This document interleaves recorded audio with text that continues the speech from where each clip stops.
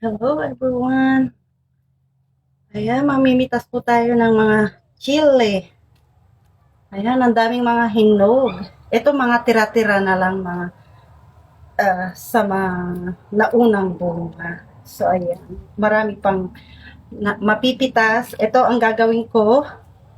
Gagawa ako ng chili powder. Saan ko gagamitin? Ipapakain ko sa aking mga manok. Kasi maganda ito, lalong-lalo na sa winter, pang pang-avoid po ng earthworm sa mga alaga nating manok, especially pag nasa ano sila, yung sa like lagi sila sa dirt or grasses, kasi nakakakuha sila ng mga kung ano-anong mga earthworm. So maganda ito pang prevent. Ihahalo lang sa kanilang pagkain. So, kailangan ko lang ito i-dry. Tapos, i-blend ko siya ng pinong-pino. Tapos, ihahalo na lang sa kanilang pagkain. Para hindi sayang to, ang dami. Hindi naman ako palaging nagluluto ng spicy. So, gamitin ko na lang sa aking mga alaga. O, di ba? Gamit na gamit ang mga pananim ko.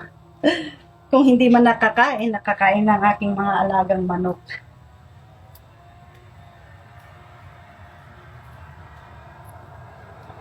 Pwede ko rin siyang pwede ko rin siyang ilagay sa oven kasi nga wala naman ng araw.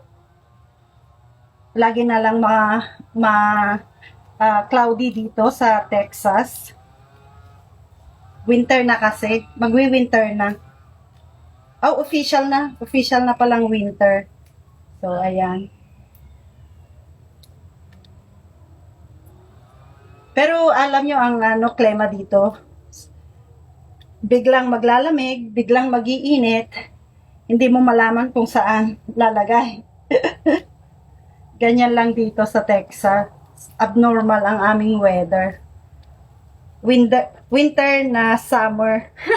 Ang weather katulad ngayon, 75 yung 85 ang temperature ngayon dito sa Texas. So talagang malamig. Mainit. Baliktad. So next week meron kaming parating na taglamig. Magiging ang temperature namin magiging 30.